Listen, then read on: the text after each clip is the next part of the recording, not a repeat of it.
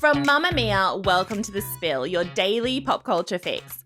I'm Laura Brodnick, and today I'm joined by the one, the only, Tina Burke, Mamma Mia's pop culture and social editor. And it's so important that you're here today because we have truly, and I know like a lot of the time I'm super dramatic, but I'm not being dramatic. Yeah, who's ever said that about me except every single person who's ever met me. Today we have truly shocking news that Keith Urban and Nicole Kidman are separating and heading for divorce. Neither of them have confirmed that, but there is so much backstory. There's so many sources that have come forward. There are so many clues that have led to it. There are so many things that aren't being said that we kind of need to wade into. So we're going to get into the Nicole Kidman and Keith Urban separation. But before that, we'll move on to some other news that seemed really important when it came out, but in light of the loss of love and hope in the world that is Nicole and Keith, Bad Bunny headlining the next Super Bowl doesn't really feel that exciting. Yeah, poor Bad Bunny. This was his moment. He was like, here's my announcement. And then Australian people come in and they're like, actually, we're getting divorced and now we're stealing the headlines. But good for Bad Bunny headlining the Super Bowl. Very exciting. Yeah, I mean, like, I don't mind his music, and I know that he's one of the biggest pop stars in the world, and he's got so many hits, and people love him. And I do think, like, he'll put on a bit of a spectacle, which is what you want for the Super Bowl. Yeah. For me, nothing kind of will ever top, like, Eminem and Snoop Dogg and 50 Cent. I mean, that was cinema. That was drama. But I even miss the days of, like, Katy Perry, like, taking over, like, doing, like, an arena spectacular. Or Jennifer Lopez and Shakira just doing like the greatest like dance pop mashup on stage. Yeah, the year where it was like Beyonce, Bruno Mars and Coldplay, like just this most random trio, and then they're singing, like that was amazing. And then Rihanna was good, but it was so overshadowed by everyone being like, are we allowed to say she's pregnant? Yeah. I know, poor Rihanna, and like the backstory being that like she wasn't even meant to reveal it, but the pants wouldn't do up. The zip broke. So she's like, well, I'm pregnant. And everyone's like, can we write that she's pregnant? And so we weren't even like really watching her performance, even though it was incredible. So yeah, Bad Bunny will be great. Obviously a lot of people thought it was going to be Taylor Swift. Yeah. But that was actually never, ever, ever, ever going to happen, right? It's a sweeping declaration, but that's how I feel. Yeah. So the NFL commissioner, Roger Goodall, said like at the start of September that she was like, welcome anytime. Because obviously they'd started. Of course she's welcome anytime. She's the biggest music star in the world. That's like us saying Nicole Kidman's welcome to come on this podcast anytime. Like, of course she is. I think Taylor Swift, like maybe one day, but I think in this instance, people started to be like, she's definitely going to do the Super Bowl because of some things that she had said on the New Heights podcast. And I'm sorry to say, but like she's talking about sourdough because she loves sourdough bread, not because of the San Francisco 49ers mascot, which is a man called Mr. Sourdough. Yeah. But look, also, she's trained her audience to think that way. So I'm not calling anyone stupid for thinking that there were hidden clues or anything like that, because she has trained her audience to think that way. She has. And there were things that she said that you could absolutely line up to Super Bowl related things. My reasoning for thinking that she would never do it, one, is that you don't get paid to be a Super Bowl performer. And you do it for exposure to a new audience, or also just for like the chance to say that you did it. And so on the one hand, I kind of think maybe one day she would do it. But if there's one artist who does not need exposure right now, it's Taylor Swift. Yeah. She wants to do things like on her terms, curated in her way. She's not just trying to get attention. She wants the right attention. And she also wants ownership of the things that she does. So there were some reports around that like she was in talks, but she said no because of the fact that she wasn't allowed to own the Super Bowl footage, and if she did it, she wanted to own it. The reason I don't think those reports are true is that no one like People magazine said anything about that.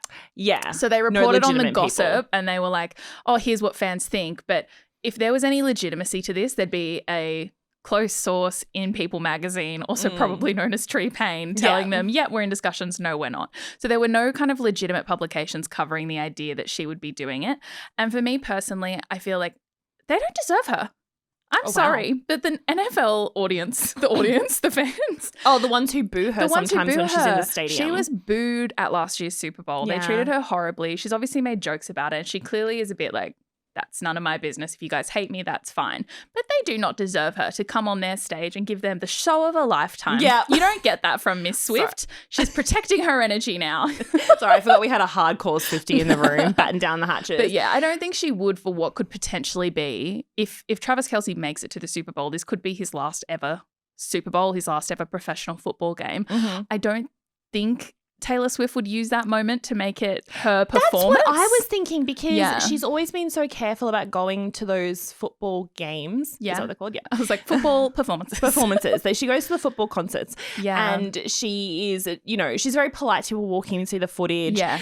She sits up in the little glass box and she drinks her little red drink. And she seems okay that she knows the camera is on her, but she doesn't seem like she's trying to like draw attention, and she's very aware that like it's Travis's moment. Yeah. The same way when he was at her concerts, it's like he seems very aware that it's her moment, and he doesn't try and make it about him most of the time. Yeah. And even like every time she's gone down onto the field, I've never watched sports this closely, so I've really noticed this. It's like she always hangs back and like until he's ready to like find her, grab her, and because she's so her. aware that every camera is on her, and that she's trying not to like get in front of the players when they're having their moment celebrating. She tries not to get in front of his family when they're like his mum and his dad and his brother when they're hugging him, and hangs back. And isn't it true that Travis was going to retire? And I know this from listening to his podcast.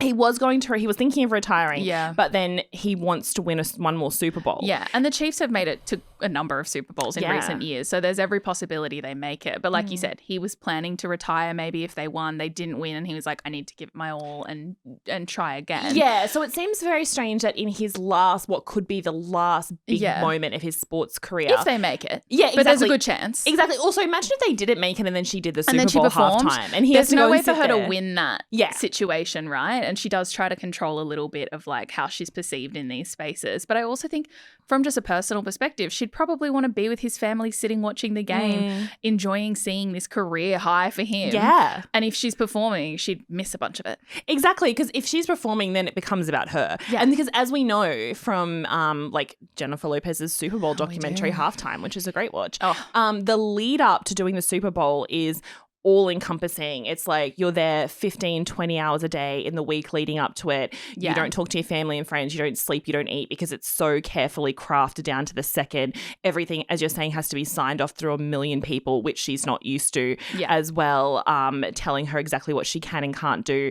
And so it's kind of weird that she would take herself out of her fiance's life in the lead up to the biggest moment of his sporting career. Yeah. When she doesn't need the exposure or the fame. Or no. She might do it in a few years, like you're saying, as like a little cutesy, unexpected thing. Yeah, and it's something that even if it's not, say, you don't need the exposure. Obviously, someone like Beyonce doesn't need exposure either, but still did it to be like, what a fun experience. And she put on a hell of a show twice. It's more for her to be like, look what I can do. Yeah, but she's just done that for years on the Eras tour. She doesn't really need that moment currently to be like, hey, check this out. And she might do it before like the Life of a Showgirl World Tour. Who knows? Well, that's so true. And she's doing a whole bunch of press at the moment. Like more than she's ever done before, right? Well, it's kind of weird. Well, at least in the last few years. In the last few album cycles, she kind of cycles through. Like Midnights was the last time she maybe did that, like a bit more traditional. Yeah. But we've got like a whole schedule. The album's going to drop. Do you have this taped to your fridge, this schedule? I have this in Australian Eastern Standard Time because everything is in New York time, and that means nothing to me because I'm not there. But there's so much happening. So album drops Friday this week for us. We've got 5 a.m. in cinemas in Australia on Saturday. The Life of a Showgirl movie. There's going to be a premiere, so keep your eyes out for that. Well, we weren't invited to that, so that's fine. We won't be there. No Australian premiere. No Australian unless premiere. We weren't invited unless we weren't invited. Because we had to go online and buy our tickets. We bought our tickets. We're going together. I'm going to get cinnamon donuts, just in case anyone was wondering. It's really exciting. This is the first time I've bought a ticket to a movie and gone in like a normal person 5 years. It's going to be crazy. I had to buy the tickets. Laura's like, how does this work? I was like, how do you buy tickets to the movies? I know, that just made me sound so unrelatable. I swear I'm so not. out of touch, Laura Brodnick. That's what they say.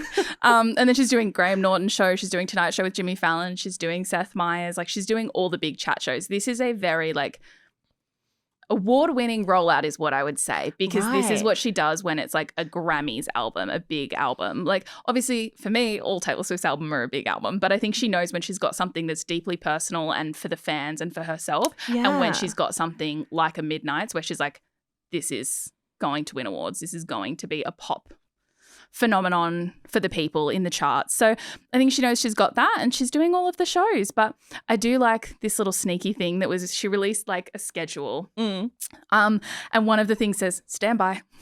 Oh, so that means we don't know what that's going to be. We don't know what that's going to be. And the other thing we learned from the schedule is that you won't get to watch the YouTube videos until a few days later. So if you want to see them, you have to go to this movie in the cinemas Of course. Watch the music videos in the weird little thing that you and I are going to go see. Yeah. And then she'll drop them on YouTube a couple days later. Well, I guess so she's getting a really good cut of that cinema run. Yes, she is. She's thinking in ways that have never been thought before. Yeah, I'm interested about her doing like Seth Meyers and Graham Norton and all those shows. But because, again, she absolutely doesn't need them and she can't control it the way, like, that's why she went on Travis Kelce's podcast, is because she could control that in such a way. But I guess also, too, she can control these media performances. Like, what am I saying? They're not hard-hitting journalism. And she has good experiences with these. Yeah, she's picked people that she has a fun time with. I'm sure Stephen Colbert's coming because she and Stephen have a lot of fun with her rollouts usually, so that has to be coming as well. I'm excited to see her back doing the chat show circuit. Like, it's because we haven't seen her do it for so long. And she's so, like, again, I guess it's that Beyonce level of fame, right, where you're like, it's really, they just so don't seem like people sometimes. Yeah. And so when she goes on Graham Norton, that's usually my favorite because you'll see her with other Hollywood heavyweights and everyone's just like, hey, Taylor. Like, even they're a bit like, And so many of her clips from Graham Norton are the ones that have gone viral. Do you remember that clip from John Cleese where he says something about, woman? She's like, we don't want to say that, do we? And kind of you nailed that inflection. That was exactly how she said it. I know. And he just recoiled from her. And people don't know how to behave. She was on there with Eddie Redmayne and she's talking about how they auditioned for Les Mis together once upon a time. And she's telling the story in like a really jokey, fun way. And he's just like, like he's so stressed about how to react. He just melts to the floor. Eddie Redmayne doesn't know what to do. No. And it's like, dude, you got the role in that movie and she didn't get the role. Yeah. You're actually, in this case, you were like the successful one, but because it's Taylor Swift and she's talking about a failed audition, trying to be relatable, much like me not knowing how to buy a movie ticket. Me and Taylor Swift, two relatable queens. Two relatable girls. Yes. She's trying to make herself relatable and she just came off as more of a superstar. So I'm excited to see her back on that couch. I'm very excited. And I also, clearly. You're like, I'm actually going to cry. I'm actually really thrilled by this. So like, look, I didn't ever think she was going to do the Super Bowl, but I do think she's really about to hit us with that Taylor Swift magic. Because she's going hard for a Grammy. She's going hard. And she really cares about a Grammy so much. She does. Which I understand. It's like, but she's the biggest artist in the world. She's makes the most money. She has the biggest fandom. Like she has all these things. She shapes culture in a way that is nearly unmatched with like the influence she has at the moment. And yet she still just wants the Recording Academy and the people and that tiny group of people who vote for the Grammys to notice and like her work. Yeah. And we saw that with like Reputation in the documentary. That was, I mean, I know I'm a fan, but that was really sad to see, where she's like, well, I'll just make something better and then they'll like it. Yeah. Like it does cause her, seems to cause her a lot of stress. She was like, I'm not going to cry now, but I'm going to cry later. Yeah. Oh my God, so me. Love to go for a walk and cry later. Yeah, we love a cry later. I think with Tortured Poets, she showed up to that Grammys in that little red dress. She knew she wasn't winning anything. Yeah, exactly. She was like, I'm here to have fun. I'm having a good time. I'm not going to win and I don't care. Yeah. But I think now this is the album where she goes, this is the big rollout. I'm going to win everything. And people have kind of complained that there's not been enough yet. They're like, why didn't we get a lead single? Why haven't we gotten this? And I do think she's just playing by her own rules now. Yeah. She's invented this, let's put my music videos in the cinema thing. She's like, I'm going to go on the talk shows and have some surprises. Then I'll do my singles. She really wants to control the narrative of where this is going. Yes. But she is kind of making fun of it. She posted a video last night about her Target exclusive vinyl, which is this big deal in the US, not Australian Target. They always do like a specific vinyl with them. I've seen that, yeah. And she used to go to the stores, not anymore. She's not now just like rocking up to Target and being like, let me buy this. But she released this video where she made fun of herself for not being enough of a showgirl. So it was like her as a director in normal clothes and then her as a showgirl in a glittery outfit. And she was like, elegance, charm, don't do that. She's like, she's got cat hair all over her. She's like, is there a school we could quickly send her to? She's like, what's going on with that girl's posture? So she's like critiquing herself in the video for not being enough of a showgirl. Again, a relatable queen. She's a relatable queen. She knows how she's seen and she's like, I'm going to lean into this and then I'm going to razzle dazzle you with an album and you're going to regret everything you said about me. Yeah, well, we know she loves a side of revenge. Well, very excited for Taylor Swift next week. I actually am like, sometimes I wake up in the middle of the night, like just with the planning that we've done for our Taylor Swift episodes next week is so intense. And also congrats to Bad Bunny. We forgot about him, but we'll circle back around. His concerts look like a hell of a time. Oh, I'm excited. Yeah. Yeah. We said like we're encouraging some kid. Like, no, we're excited. You'll be great. Multi-award winner like Bad Bunny, you know, he's very successful. He'll be okay. We wish him well. So this morning we all woke to the very shocking news that Nicole Kidman and Keith Urban were divorcing after 19 years of marriage and 2 children, Sunday Rose and Faith Margaret. I just had to say their full names because I always thought they were really pretty. And did you know this makes it a little bit sadder? They named Sunday Sunday because when Keith Urban was single for so many years, he said he was so busy during the week and his life was so full, but everyone spends Sunday with their family. And so Sundays were always the loneliest day for him, where he dreamed of meeting someone and falling in love. And so when he and Nicole... You're going to make me cry. What the hell? Again, I'm obviously not laughing. I'm actually quite sad about this. No, like a tear is welling in my eyes. Really? Yeah, I'm really tired, but also that's so sad. And so when he and Nicole got married and had their first child, they called her Sunday as like a celebration of like now he has a family to spend the day with. So sad. Are you actually crying? No, I actually just started crying. Okay. I don't know what's wrong with me. It's not that Nicole sad. and Keith hit me harder than I thought. Do you need a second? I can't believe you're crying. I'm good. Okay, maybe it's just the leftover emotion from Taylor That was just Swift. so sad. Oh Maybe my it's just the way gosh. I tell it. I don't know. I think that was your storytelling. Spillers, let us know in the comments if you cried. Anyway, again, we're not making light of the situation. It's No, never nice I'm when literally crying. I'm not making light. I know. You need to check yourself because we've got so much more to go. We do. Okay, I'm back. Yes, it's obviously never nice when any couple divorces or anything, whether they're famous or non-famous. But in this case, TMZ were the first ones to report the news that they had learned from a number of sources that they had been separated for well over 3 months and were starting divorce proceedings. No paperwork has been filed yet because, you know, everyone's going to be all over that the moment it happens. And then at that stage, it could have still been a rumor. Like I was looking and thinking like there's not usually that many reports around Nicole and Keith separating, but, you know, all it takes really for TMZ is like one person to tell them and they'll run it. Yeah. But then a whole bunch of other outlets picked it up, including people who said they had confirmed with a number of sources that the story was true. So even though at the time of recording, neither Nicole nor Keith have confirmed this, so don't cry, Tina, it could still be a heinous lie. No, the People magazine exclusive. It'll get you every time. I also think it's been, I mean, I know it's only been out for like 10 hours or something now, but I just do think that Nicole and Keith have always spoken about their love and their marriage and like called it sacred. I just don't think they would let these headlines sit there for hours and hours and hours with publications that we know they have direct lines to. They would just let that go if it wasn't true. And with publications like Vulture, Vanity Fair, like major publications reporting on it now. Obviously, they're all doing the same thing of saying like People magazine have confirmed, but at that level, at that height of like glamorous publication or like industry publication, they'd be saying something if it wasn't true. They wouldn't let it spiral much further out of control. Yes, exactly. And also every publication from Vogue to Vanity Fair to People to all these different publications they've reached out directly to their management and their talent teams and to them directly. So they would just be inundated for the last 10 hours or so with requests to confirm. So I think we're going to have to go ahead and say it's true. Yes, I think so. It was a crazy morning because like you said, TMZ, like obviously they're often at the forefront of gossip because that's their whole thing. Well, just that they have the network. They have people set up at hospitals, at courts, at lawyers' offices, at airports. Like they just have this and they pay quite well for that information. So they just have this huge string of informants and that's why they get so much news so quickly. Yeah, and like a famously controversial but on the front foot of gossip publication. But like that came through. Oh my God, I was in a tizzy. Yeah. That came through. Did you cry then? No, I didn't cry then. I was in panic mode because I was like, what?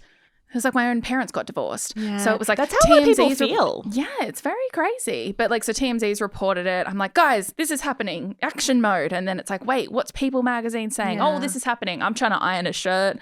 Everything was happening this morning. Well, your shirt looks great. It doesn't. I look like a chef, but it's fine. Oh my God, you do look like a chef. I look like Kami from The Bear. Check us out on YouTube.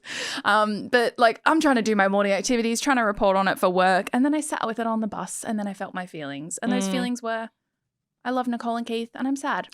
Well, again, it's because they have had this, they've spent a lot of time building a very public love story. Yeah. And I don't think they were doing it for, again, I know I'm putting a lot of parasocial feelings on these people, but you have to. But people who are that famous make a very deliberate choice of how they would like their lives and their relationships portrayed to the world. And some people want to keep it incredibly private, which they do to an extent. But also they always talked about their relationship, again, that it was sacred, that it was special. Yeah. They wanted everyone to know they were madly in love. They wanted everyone to know that they always have really good sex. That came up a number of times. Yes. Even even in that, was it the Vogue 73 questions? What's the best way to decompress? Make love.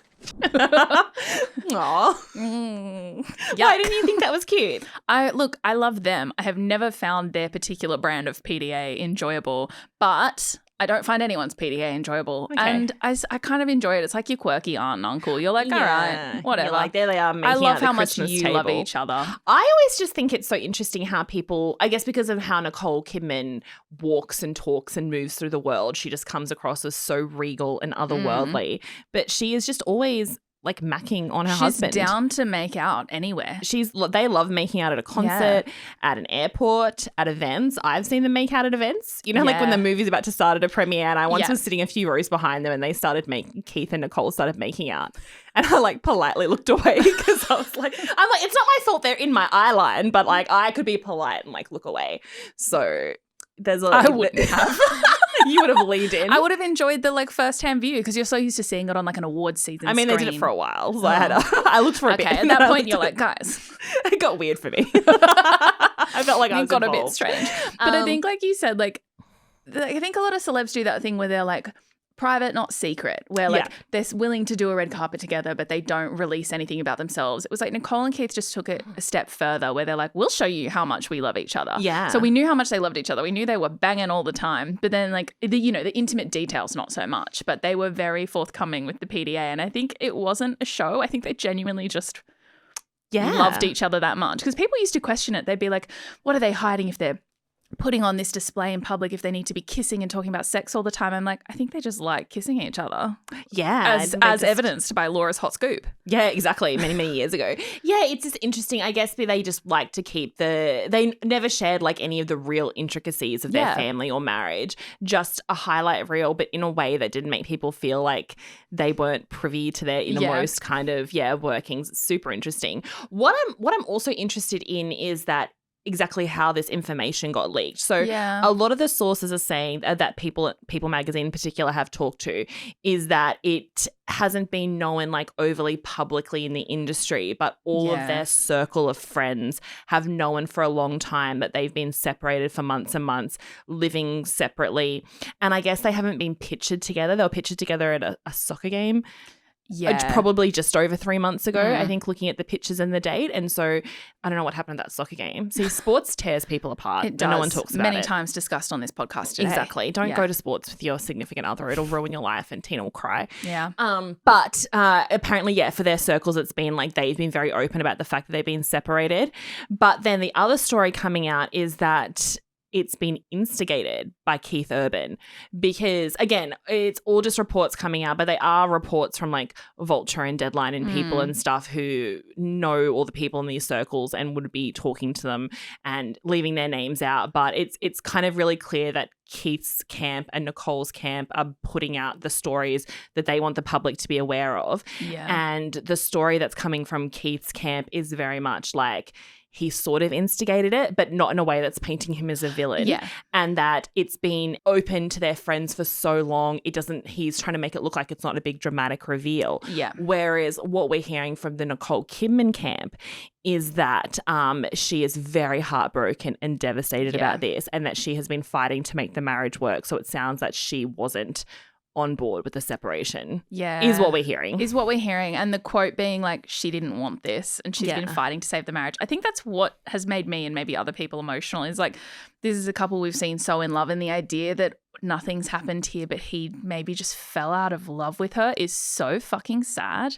And the idea that she's spent months like, and they say like she's been leaning on her sister Antonia for support and that the Kidman family have all rallied around her, which of course they would. But like, it sounds as though, she's been wanting to make the marriage work but has done the separation because he wanted it, and as you would, but she kind of didn't think this would happen. And now that it's leaked, even if it's just a separation and they were maybe trying to see what would happen and work towards it, like no paperwork's been filed. Yeah. It's really sad that this is leaked and now they're dealing with this publicly. And it does feel like a leak is the thing that I am really certain of. Yeah. Is that sometimes these things get made public, but you can sort of tell that it's the couple who don't want to come out and say it. So they're leaking it through trusted sources into publications that they have a relationship with as a way not to post a statement or say an interview. This doesn't feel like that. This feels like it was deliberately leaked and just the TMZ of it all. Yeah. And also the fact that it feels up in the air. And also I just don't think Nicole Kidman and Keith, because they're on like the upper echelons of like Hollywood life, would be leaking statements. I feel like they would more do a statement and it would be on like a little flowery card and like beautiful writing or something like that. It'd be a Gwyneth and a Chris. It'd be a, hey, here's our conscious uncoupling announcement. We love our kids. We love our daughters so much and we're committed to staying as a family. Yeah. Having it leaked through a TMZ exclusive with their like grainy images of like them going about their lives and things just does not seem like them. It doesn't seem on brand for them. And I think like it's just really unfortunate that this has happened because as well, I think the obvious thing to what you were saying of like sometimes they'll leak it themselves. Usually when they do, not to always come back to my people, but like People magazine will have a comment from the rep being like, yes, confirmed, so-and-so have broken up. They're happy. They're not happy. Whatever the thing is, the approved statement. And really goes set the story in stone of what they want to say. And sometimes that does come after a leak from like a TMZ, but usually within a few hours there's a statement out if this was like a planned thing, whereas this clearly doesn't feel like a planned thing and I'm not sure how you address it from there. Yeah, and I guess you can sort of see how it's been kept hidden for the last couple of months is like, one, they're not the kind of couple who posts Instagram stories or TikToks from their home, so it would be hard to kind of track where they are, but we do know that Keith's been on tour and performing and Nicole Kidman has only just wrapped filming of Practical Magic 2. Yeah.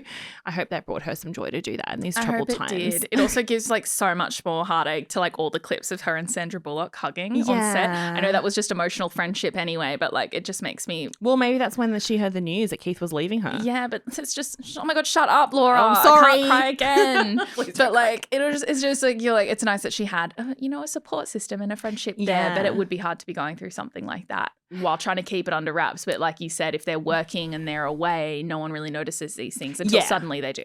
Exactly, until it came to the point of people questioning why they hadn't been seen together. Yeah. And even the last like Instagram photos and things that Nicole put out, it's all her family. It's like her kind of chronicling a summer with her daughters and with her sister Antonia and Antonia's kids and this whole like beautiful thing, which didn't raise any suspicions at the time because like why would it? Exactly. When you've been married for like 19 years together for ages, no one's going one Instagram post he wasn't in. Yeah. Like it didn't really ring a bell, but then once you start looking at everything. But it was also only a few months ago that Nicole Kidman put up a wedding anniversary tribute and was like, love you, baby, so to that Keith was Urban. 3 months ago and he didn't post one, which is something people have realised today. Is like, oh, wait, he didn't post one and this was 3 months ago and they're rumoured to have been separated for 3 or 4 months.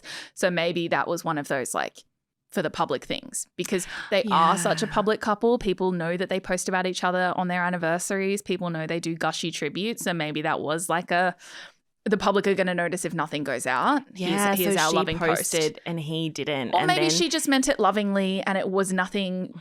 There was no scandal behind it possibly. Who knows? Well, I don't know, but it's hard because like she posted 3 months ago of that anniversary. He didn't post anything. That's meant to be the timeline of their split. Yeah. It's coming out that she was desperately trying to save their marriage. Again, we don't know if that's true, but that's definitely the narrative that someone on their camp is putting out there.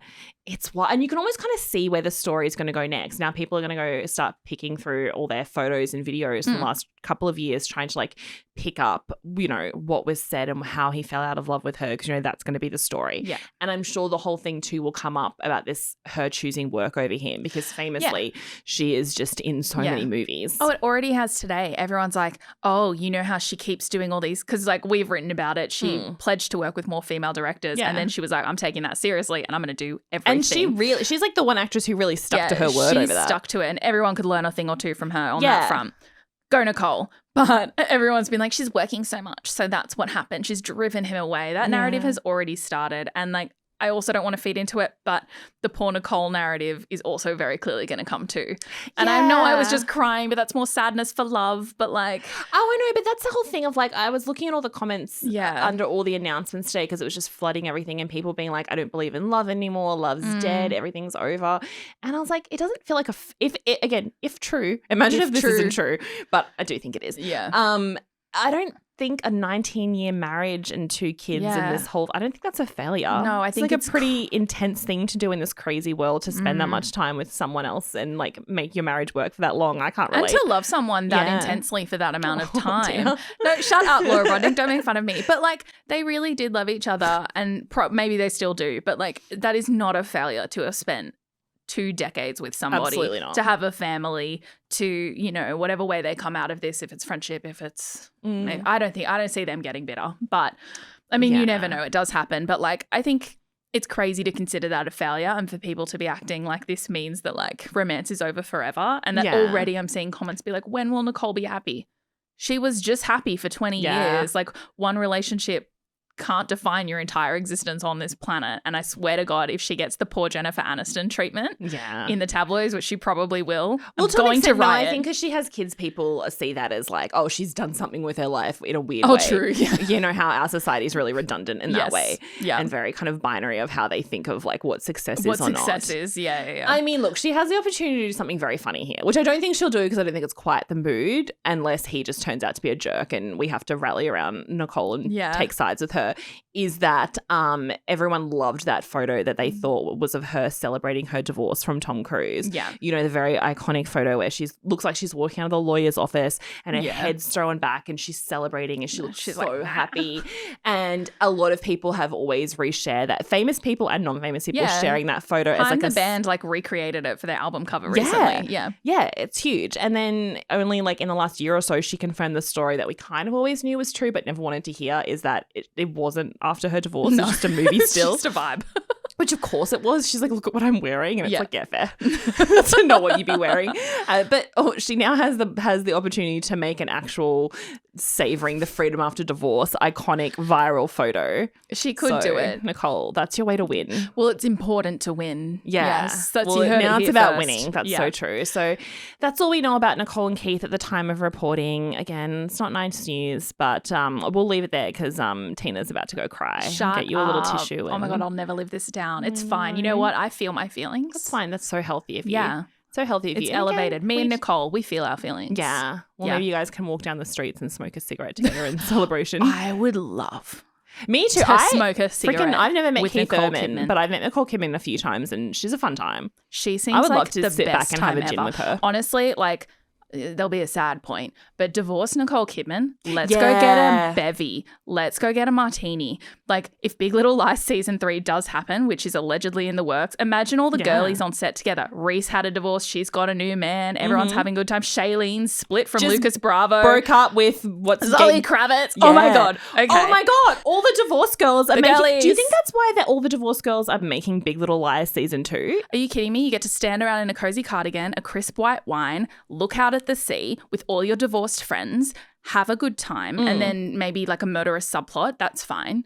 Yeah. This is the way forward. Yeah, Okay. Reese Witherspoon divorced, Nicole Kidman divorced allegedly, Shailene Woodley coming off 2 massive Aaron Rodgers, 2 big and then breakups. Lucas Gabrielle Bravo, from Emily in Paris, Yep. and Zoe Kravitz. I mean, I know she's Harry Styles now, but she went through a massive divorce and engagement ending. Yeah. And then Laura Dern's just there to be supportive, which I believe she would be. Yes, Get those exactly. girls on a beach somewhere and let them film a TV show. Honestly, that's going to be so great. Let that happen because I'll watch it and I'll also love the behind the scenes content. Yeah. If and I their was press Zoe, tour will be so it would lit. be so good. If I was Zoe Kravitz, I would absolutely break up with Harry Styles in order to have a single girl fun time just to fit in. Are you kidding? And also Laura Dern end her like 10-year marriage, 20-year marriage. Okay, Laura, you can stay put. Laura Dern, you are marked safe, but Zoe and Harry, time is running out. Do it for the press tour.